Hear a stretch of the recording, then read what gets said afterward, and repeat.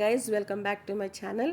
ఈరోజు fish curry special. ఎందుకంటే మనకి 500 సబ్స్క్రైబర్స్ పెరిగినారు మన ఛానల్కి.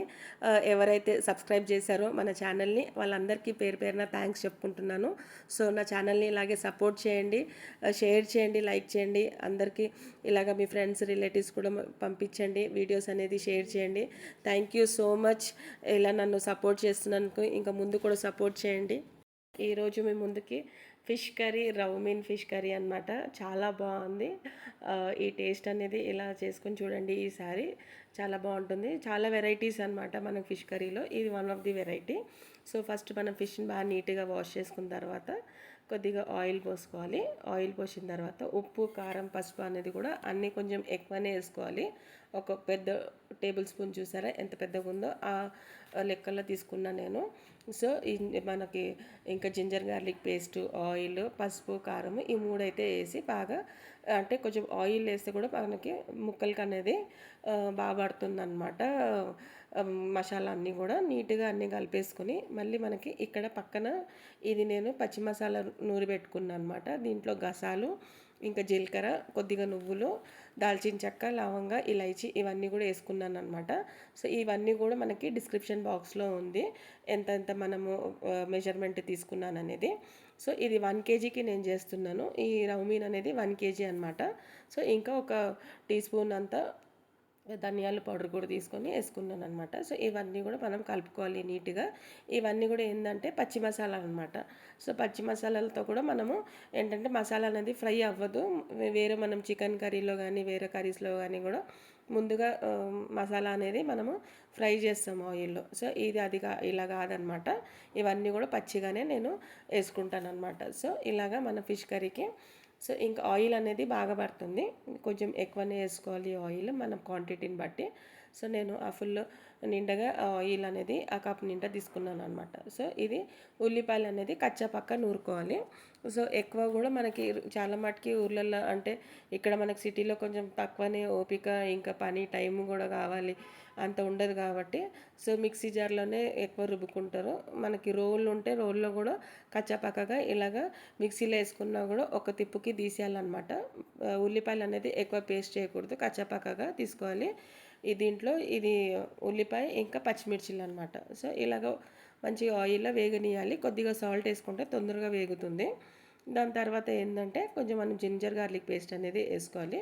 ఒక టీ స్పూన్ అంతా వేసుకోవాలి. ఎందుకంటే ఇంతకుముందు కూడా మనం వేసుకున్నాం కదా. సో ఎక్కువ దాని క్వాంటిటీని బట్టి చూసి వేసుకోవాలి, ఎక్కువ వేయకూడదు. దాని తర్వాత ఏంటంటే ఉల్లిపాయలు అనేది మనకి ఇలాగ పింకిష్ కలర్లోకి రావాలి. ఒక ట్రాన్స్పరెంట్గా అయిపోయింది కదా, అంతవరకు వచ్చిన వరకు మనము ఫ్రై చేసుకోవాలన్నమాట. ఎక్కువ బ్రౌన్గా కానికూడదు. వేరే కర్రీస్లోకి మనము బ్రౌన్గా, అంటే ఆనియన్స్ అనేది బ్రౌన్గా వస్తే టేస్ట్గా ఉంటుంది అంటాం కదా, ఫిష్ కర్రీలోకి అలా కాదనమాట. సో ఇంకా ఒక టీ స్పూన్ అంతా పసుపు, కారం కూడా వేసుకున్నాను అనమాట. సో కొంచెము ధనియాల పౌడర్ కూడా ఒక టీ స్పూన్ అంతా వేసుకున్నాను. ఎందుకంటే ఆల్రెడీ మనకి ఈ పచ్చి మసాలాలు ఇవన్నీ కూడా మనకి ముక్కలకి ఆల్రెడీ పెట్టేసుకున్నాం కాబట్టి జస్ట్ ఆయిల్లోకి మనము అలా ఒకసారి ఫ్రై చేసుకోవాలి. ఇంకా టేస్ట్ అనేది ఇంకా ఎన్హాన్స్ అవుతుందన్నమాట. సో ఇలాంటి గిన్నె, పెద్ద వెడల్పు గిన్నెలు ఉంటే చేపల కూరలకి మనకి చేపలు ముక్కలు అనేది ఇరగవు అనమాట. సో గిన్నె అనేది ఇలాగ వెడల్పు ఉంటే ఇంకా బాగుంటుంది. చిన్న గిన్నెలు అయితే మనకి ముక్కలు అనేది ఇరిగిపోతుంది, ఇంకా గ్రేవీ అనేది మనకు అంత మంచిగా రాదు. సో ఒకటి ఏంటంటే ఫిష్ కర్రీకి ఇలాంటి పెద్ద గిన్నెలు ఉంటే మంచిది. సో ఇలాగ ముక్కలన్నీ కూడా మనం నీట్గా స్ప్రెడ్ చేసుకొని వేసుకోవచ్చు అనమాట. సో ఈ మసాలాలన్నీ కూడా మనం నీట్గా ఇంకా అన్నీ కూడా వేసేసుకోవాలన్నమాట, దగ్గర చేసుకొని. తర్వాత దీంట్లోకి మనం ఇంకొంచెం వాటర్ వేసి ఈ వాటర్ మనము యాడ్ చేసుకోవచ్చు అనమాట. ఇంకా టేస్ట్ బాగుంటుంది. సో మనం వేరే నీళ్ళు వాడకుండా ఉట్టి మసాలా నీళ్ళు, ఇంకా చింతపండు గుజ్జు నీళ్ళు ఇవే వాడాలన్నమాట. వేరే నీళ్ళు మనం ఎక్స్ట్రా వేయకూడదు. సో మనకి ఎక్కువ గ్రేవీ కావాలంటే అట్లా వేసుకోవచ్చు. కాకపోతే ఈసారి ఇలాగ చేసి చూడండి, థిక్గా కర్రీ, గ్రేవీ చాలా బాగుంటుంది. స్పైసెస్ అనేది మనకి మస్ట్ అనమాట. కొంచెం కారం అనేది ఉండాలి. సో ఈ మసాలాలు ఏదైతే రుబ్బుకున్నానో ఆ నీళ్ళు కూడా నేను దీంట్లోకి యాడ్ చేసుకున్నాను అనమాట. సో ఈ ఫిష్ అనేది ఎక్కువ కలపకూడదు, ఇట్లా పక్కకి ఇట్లా జరపాలి. పైకి కిందికి అనేది ముక్కల్ని మనం కలపకూడదు. సో అదేంటంటే మనకి నీట్గా ఇట్లా దూరం ఉంటుంది, స్పేస్ కూడా ఉంటుంది ఉడకడానికి. ఎక్కువ మనం తిప్పినామంటే ముక్కలన్నీ కూడా ఇరిగిపోతుంది. సో ఫిష్ అనేది తొందరగా ఉడికిపోతుంది. సిమ్లో పెట్టుకోవాలి, ఎంత మసాలాలు వేసాం కాబట్టి. ఎప్పుడైనా కూడా ఫిష్ కర్రీ, ఏ ఫిష్ కర్రీ అయినా కూడా సిమ్లో పెట్టే ఉడికించాలి. ఎక్కువ హై ఫ్లేమ్లో పెడితే మటుకే మసాలాలు అనేది పచ్చిగా ఉండిపోతుంది, ముక్కలు తొందరగా ఉడికిపోయి ఇరిగిపోయే ఛాన్సెస్ ఉంటుంది. సో ముక్కలు పీసెస్గా మనకి సర్వ్ చేసేటప్పుడు కూడా ముక్కలన్నీ కూడా ఇరిగిపోతుంది అనమాట. సో ఎప్పుడు కూడా ఫిష్ కర్రీ అనేది సిమ్లో పెట్టి మెల్లగా మనము ఉడికించుకోవాలి. సో అలాగా నీట్గా కొంచెం ఒక 10-15 మినిట్స్లో మన కర్రీ అనేది రెడీ అయిపోతుంది. ఓన్లీ కూడా మనకు టైం అనేది అన్నీ రెడీ చేసుకోవడానికే మనకి టైం పడుతుంది. కర్రీ అయితే తొందరగా అయిపోతుంది అన్నీ రెడీగా ఉంటే.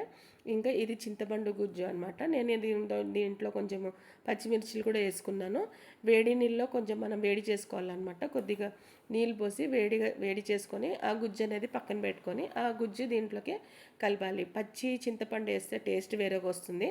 కొంచెం వేడి నీళ్ళల్లో మనం చింతపండుని బాయిల్ చేసుకున్న తర్వాత వేసేది టేస్ట్ వేరేగా ఉంటుందన్నమాట.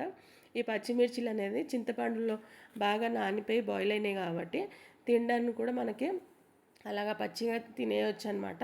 పులుపు కారము రెండు ఉంటుంది. సో ఈసారి ఇలాగ ట్రై చేసి చూడండి, మనకి టేస్ట్ అనేది చాలా డిఫరెంట్గా ఉంటుంది.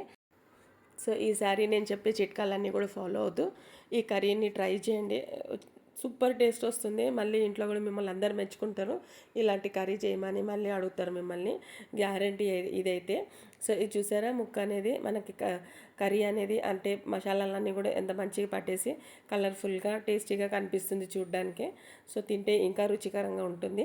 సో ఇలాగా మెల్లగా మనము సిమ్లోకి బాయిల్ అవ్వడానికి వదిలేయాలన్నమాట. రోటీలోకైనా, వైట్ రైస్కి, జీరా రైస్, కోకోనట్ రైస్ దీని కాంబినేషన్ చాలా బాగుంటుంది. ఈ మనం ఫిష్ కర్రీ అనేది ఫిష్ అనేది ఉడికిపోయింది, కర్రీ అనేది మనకి రెడీ అయిపోయింది. సో వేడి అన్నంలోకి ఒకసారి ఇలాగ వేసుకొని ట్రై చేద్దాము. ఫిష్ కర్రీ అనేది ఈ రోజు కంటే మరుసటి రోజు చాలా బాగుంటుంది టేస్ట్ అనేది. సో ఈ రోజు కంటే రేపు తిని చూడండి, ఇంకా బాగుంటుంది చేసిన తర్వాత. కాకపోతే కర్రీని చూసి రేపటి వరకు ఆగలేను, ఫస్ట్ కొద్దిగా టేస్ట్ చేయాల్సిందే. సో ఇది వేడి అన్నంలోకి ఇంకా ఫిష్ కర్రీ అనేది ఇంకా వేడిగా ఉంది, రైస్ కూడా వేడిగా ఉంది, కలపడం చాలా వేడిగా ఉందన్నమాట. టేస్ట్ అనేది సూపర్ అనిపిస్తుంది. ఆ ఫ్రేగ్రెన్స్, ఆ స్మెల్, చేపల కర్రీ గుమ్గుమ్లాడు. Thanks for watching my channel. Thank you అందరికీ, చాలా పెద్ద థ్యాంక్స్. ఎందుకంటే మన ఛానల్ అనేది 500 దాటింది. Thank you so much for your love and support. ఇలాగే నన్ను సపోర్ట్ చేయండి, షేర్ చేయండి, లైక్ చేయండి, సబ్స్క్రైబ్ చేయండి ఛానల్ని. ఇంకా